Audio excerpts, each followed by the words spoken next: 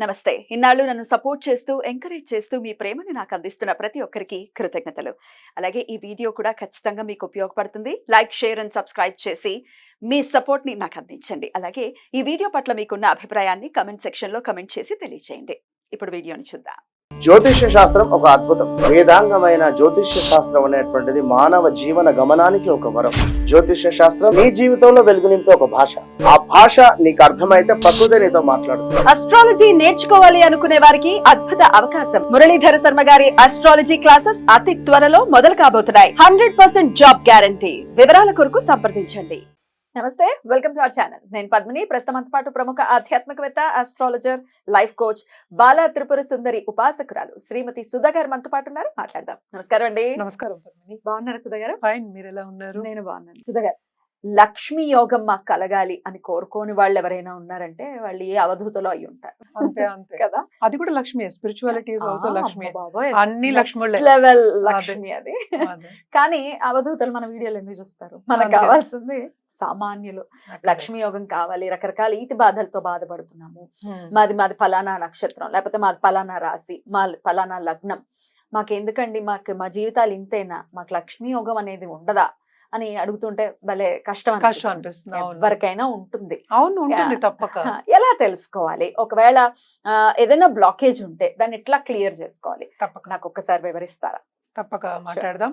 లక్ష్మీ యోగాలు అనేది నువ్వు అన్నట్టు కొద్ది గొప్ప అందరి జాతకాల్లోనూ ఉంటుంది. ఫస్ట్ థింగ్ అదే. ఎందుకంటే అందరు సంపాదించుకుంటున్నారు ఈ కాలంలో. అదేంటంటే ఎత్తు తగ్గులు, ఎంత ఉంది ఎంత లేదు పర్సంటేజ్ అనుకుందాము, ఎంత మోతాదులో ఉంది అనుకుంటాం. అంటే ఏంటంటే ఎంత బలంగా ఉంది అనుకోవడం అనేది చూసుకోవాలి.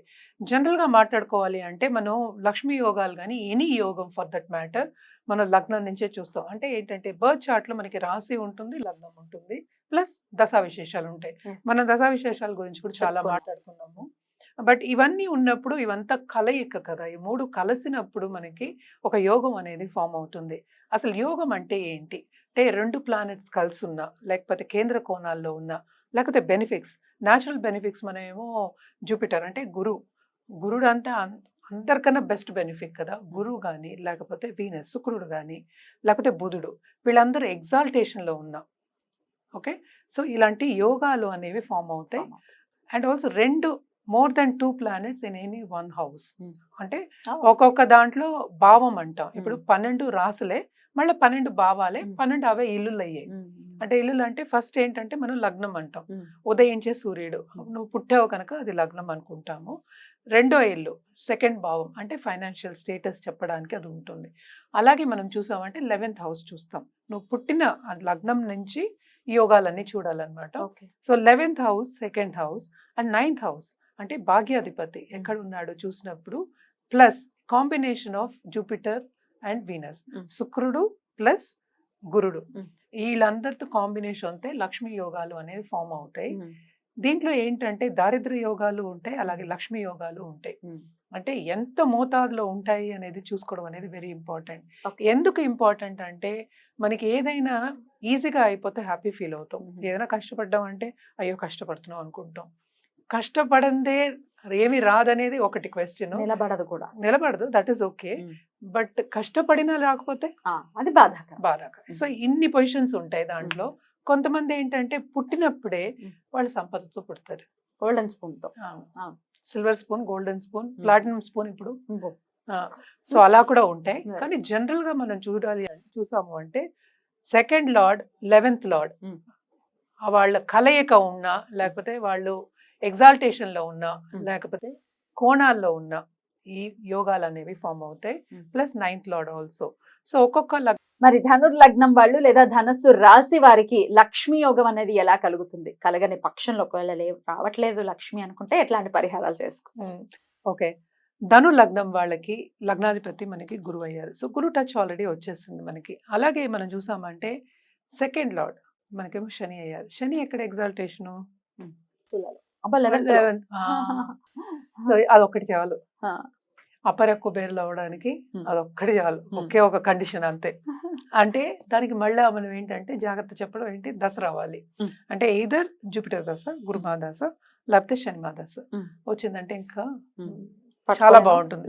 పట్టుకోలేము. అసలు Right. మనం ఇప్పుడు చూస్తున్నాం కూడా పెద్ద పెద్ద కంపెనీస్ యుఎస్ లో ఉన్న కంపెనీస్ కి $1 బిలియన్ కంపెనీస్ కి అధిపతులు అవ్వడం కానీ లేకపోతే శని ఎలాగైనా శ్రమ చేయాలి అంటే ఆయనకు అదే ఇష్టం. శ్రమ పడే వాళ్ళకి ఆయన ఫలితం అనేది ఇస్తాడు. సో తప్పక ఇక్కడ ఎగ్జాల్టేషన్ ఉంటే శ్రమ అనేది ఉంటుంది. అట్ ద సేమ్ టైం బోల్డ్ అంత సంపద ఇస్తాడు. శని ఇచ్చినంత ఎవరు ఇవ్వరు. అంటే ఏంటి, చాలా చాలా ఇంపార్టెంట్ గ్రహం అన్నమాట. ఆయనే సెకండ్ లార్డ్ అయ్యాడు, ఆయన ఎగ్జాల్టేషన్ లో ఉన్నాడు అంటే ఇంకేం కావాలి, అలా ఏమీ అవసరం లేదు. అలాగే మనం చూసామంటే 9th lord Ravi. Ravi Ravi own house లో ఉండడం అండ్ ఆల్సో జూపిటర్ తో టచ్ ఉండడం. ఓకే. అంటే లగ్నాధిపతి స్ట్రాంగ్ ఉంటేనే అవి జరుగుతాయి ఇవన్నీ.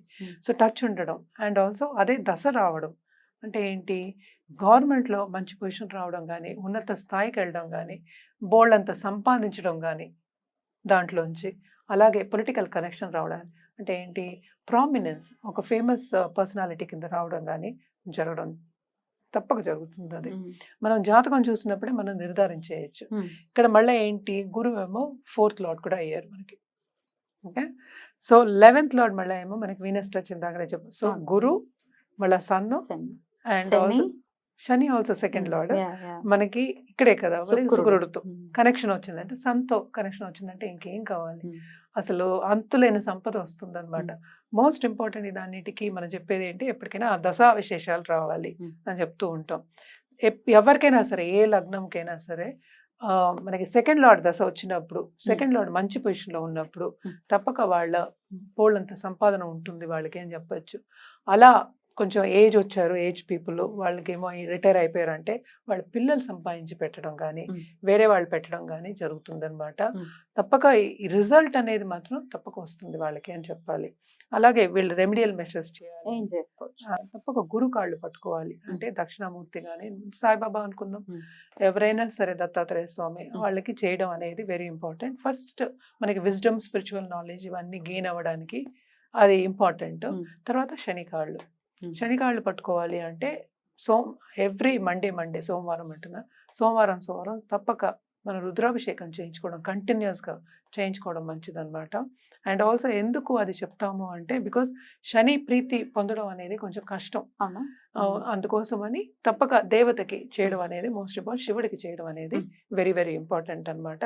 అందుకని మిగతా అని చేయకూడదని ఎవరు అనట్లేదు, తప్పక చేయొచ్చు. ఇది కూడా చేయడం ఇంకా మంచిది. బ్యూటిఫుల్ అండి, చాలా అద్భుతంగా ఎక్స్ప్లెయిన్ చేశారు. ఇక నెక్స్ట్ ఎపిసోడ్ లో మకర రాశి లేదా మకర లగ్నం గురించి మాట్లాడుకుందాం. థ్యాంక్ యూ అండి, నమస్తే.